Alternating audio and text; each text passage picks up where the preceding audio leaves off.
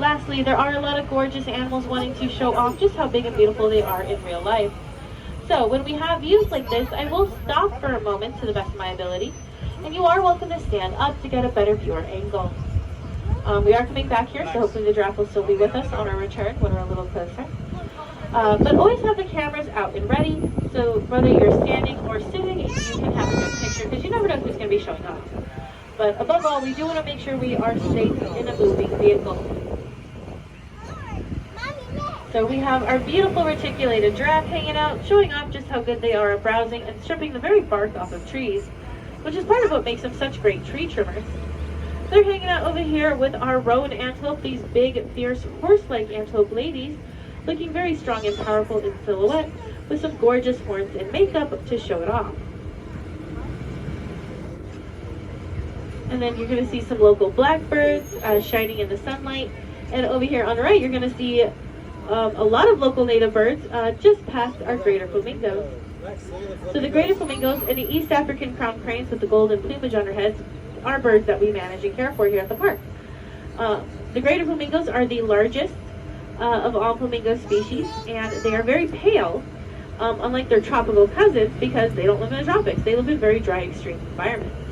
They can live in very dry, arid places in extreme lengths that no one else can touch besides them and our food. So they are very durable birds, which is not the association often with them. But that lighter color is an adaptation to that extreme environment. It reflects more heat and sun, so they're more suited. That's also why you'll see a lot of coastal shorebirds in a white plumage. Lighter, pale colors like white or anything near it are going to reflect a lot of that bright sun. And even over the ocean, that is a good thing to have because you are constantly exposed to that sun intensity.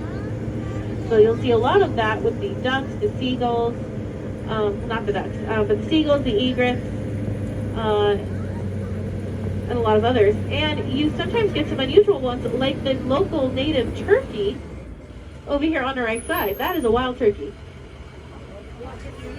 They normally live outside the park, over some of the hills. But they can have full access over here just like any of the other birds. I don't normally see wild turkeys. I was happily surprised. We see a lot of the wetland birds, the egrets, the herons, ducks, coots, cormorants, seagulls, sometimes pelicans, the ones that like to hang out by the water. We also do see a lot of turkey vultures in the skies. You'll probably see them roosting in the trees near the entrance and exit. But a lot of wild animals choose to make their home here because it is a lot of resources even for them. We set up these field habitats in these big, large areas for animals that we manage and care for that are native from far away, but our own backyard is just as important to protect. A lot of the hills you see out here is still safari park, and it's left untouched to be a reserve for native wildlife. That's really important here in the Southwest because this particular habitat, the California coastal sage-grouse, is one of the most unique and biodiverse in the world, especially here in North America. I think we're only outdone by the northern rainforest up in Washington. But this habitat is bursting with thousands of different plants and animals, a lot of which you can only find here. And it's also an endangered habitat with only 10% of its historic range left. So protecting it and areas where it exists is an incredibly important endeavor, just as much as protecting the grasslands and savannas where a lot of the animals we're about to see are from. And there are parallels there. North America used to have a lot of the same animals that Africa still does. We used to have a lot of the big megafauna. And while most of those are gone, we still have some leftovers. The California condor and the pronghorn antelope being one of them, or a couple of them, which you can both see here at the park. And I'm hoping we might catch a glimpse of one of them over here on the right.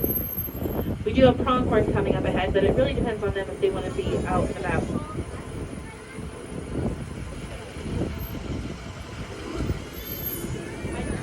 So first we're going to see our pelicans. There are two species here, the great white pelican and the Dalmatian pelican. The Dalmatian has a very silvery grayish undertone to them. You can see a couple of them there, one with its wings semi-spread, flapping about on the middle rock island. And then the great white ones you can see by comparison are much paler and whiter, hence their name. Um, so pelicans are communal, social birds that do work together to scoop up fish over the coastal oceans that they search. And they use their special fish pouches, the gular pouch, to actually fish net. But they don't store fish, they swallow it all at once. And fun fact about the pelicans, they can actually invert that pouch to help cool themselves off over their neck. You can see some of the vultures in the back of the marsh as well, along the fence line. They are hiding in the shadows, so don't worry too much, you can't see them. And you can just glimpse a pronghorn in the doorway of the barn over here on the right. So I love seeing them. They are a glimpse of the beautiful wilds of the North America. And you can just see a baby. I know if you're right here in the front with me, the tree's in the way. But in the doorway is the pronghorn, and I just saw one of the babies stick out. They have a pair of twins. There it is. Look underneath the tree. So they are absolutely adorable. Love them so much. And that is a very successful breeding program right now. They are endangered. You can only find some herds of the peninsular pronghorn in Mexico. They almost went extinct in the 90s, but it's through conservation and protecting the species legally and in backup herds like here at the park that they can exist today. That is the case for quite a few animals out here. Luckily, most of the ones we're looking at right now on this left side are doing quite well in their native habitat. But for a lot of them, you learning about them is very important because you become ambassadors for these guys. You get to spread the word about how diverse antelope on the whole are and appreciate the background work they do, because they don't always get a lot of love like some of the other big stars of Africa. And you can see they are going to be the majority of what we're looking at, just like they are in Africa. There's over 70 species of antelope. So here closest to us, we have the sable antelope on my end of the trail. They're these really deep brown antelope with a really gorgeous white mask and backside and some really fierce back curving horns, and a very strong family resemblance to the roan antelope we saw by our first group of giraffe. Roan and sables are in the same family, they look a lot alike, and they sport very flashy makeup and features to show off an intense personality because they're territorial. Sable and roan have to have access to water every couple days. They're going to fight about it to make sure they have it. So they got to look really tough and awesome. Going up the hillside, we're going to see the little tiny springbok. They have a little racing stripe right across the side to show their need for speed, because they are going up against cheetahs in South Africa. And they're very small and dexterous to suit that lifestyle. And high above them, which we'll see on our return, are the common eland. The common eland are the big tan antelope, the largest in the whole world, doing a very good job being very nomadic and living everywhere across Africa because they're a true jack of all trades. They do a little bit of everything, making them highly successful. Over here, by contrast, we're going to see one of the biggest specialists of the African continent. We have our beautiful Maasai giraffe, and over here, lounging in the middle of the field, is our gorgeous male goan. Guess how I can tell who he is? Goan is dressed to impress in a beautiful deep brown tuxedo, because when you are 18 feet tall, you can afford to show off for date night. It's kind of what this boils down to. Anytime you can tell the sexes apart, oh, there he goes. It is the male wanting to look pretty for his ladies and telling males that he's better than them. Everything about this is a flex to show that he's the best, because he does stand out more than the females. He is still an excellent camouflager, but he is definitely showing off the goods here a little bit. Now he does have his spotted coat, so giraffe are masters of camouflage.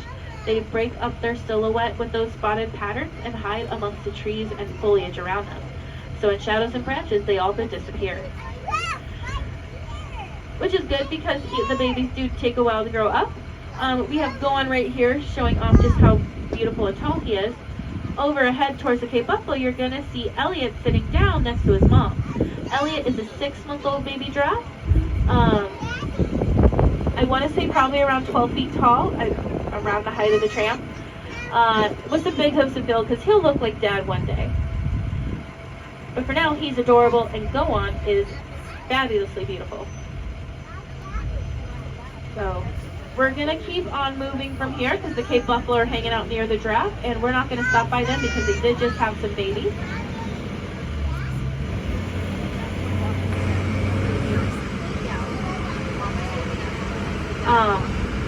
So when I came over here, look in the herd of Cape Buffalo. I don't know where the young ones are, but when I last saw them, they were actually in this clay hut in the shade along the wall. So keep an eye out for that as well.